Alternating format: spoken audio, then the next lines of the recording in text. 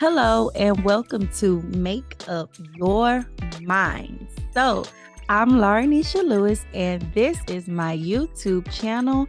Whereas, ladies, we are going to talk about making up our minds.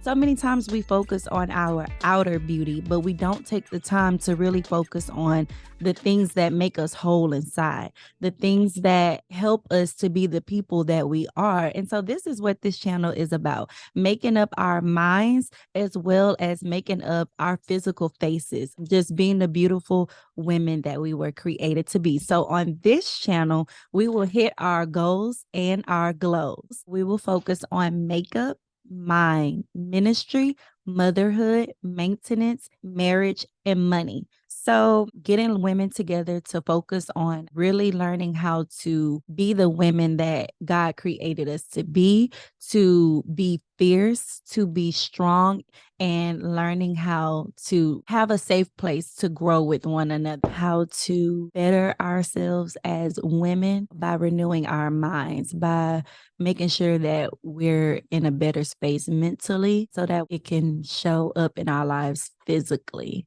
My focus is to help women across the world by empowering women, just having conversations, talking about things as women we go through, that we face, that we feel like sometimes people don't understand, and just being here to use myself as a living example of the things that I've been through, like insecurities, feeling like misunderstood or having to always appear a certain way, like perfection. So, one key advice that I would give a woman that's facing these challenges is community. Really sit back and ask yourself, who am I surrounding myself with? Who am I talking to? Where am I going? Who do I have in my life that I can really depend on? And when you start to look at your support group, then I feel like you'll know where you're headed, because you need to surround yourself with people that's trying to go where you're trying to go. A lot of times we say we make up our minds, but we really don't. We say it like, oh, I'm going to go to the gym.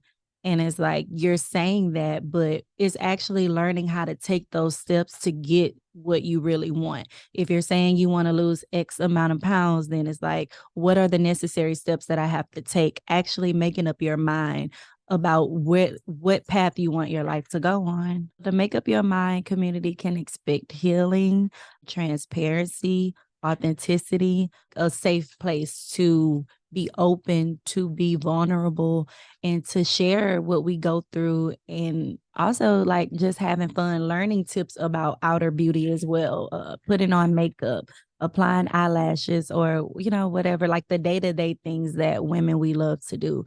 I want to see us use our beauty in the right way. What did God intend for women? As women, we go through a lot of things. We take a lot of things that we don't deserve. We lower our standards. We accept things that we know we shouldn't accept. We're always comparing ourselves to other women. It's always insecurities. We don't feel good enough, or we don't deserve this. And you do deserve it. You deserve it all. You deserve to have the things that you want in life. And the only way to do that is by literally making up your mind and not taking anything less. Asking yourself the hard questions, self-reflecting. How did I get here? What made me feel like this is all I deserve? Or what happened to me that made me think that I wasn't good enough, that I couldn't do this, I couldn't be in these rooms with these people or be in certain settings, deserve that man, whatever it is. Like, really getting down to the root of the issues and dealing with the things that cause brokenness, that cause trauma, that cause us to be mean or be bitter.